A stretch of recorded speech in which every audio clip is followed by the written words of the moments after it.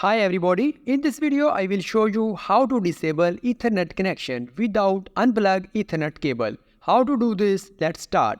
Click on Windows icon here and search in search box control panel.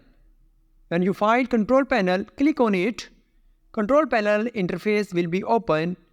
You can sort view by large icon, but your icon should be category wise sort. Click here and select category option. When you select category option, your interface will be shown like this. Click on View Network Status and Task under Network and Internet option. Now find on left side Change Adapter Setting. Click on it. You can see your Ethernet connection. Right click on it and select Disable option. Now you can see your Ethernet connection is disabled now.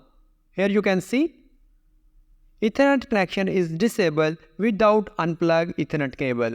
Hope so this video will be helpful for you. See you in next video. Goodbye.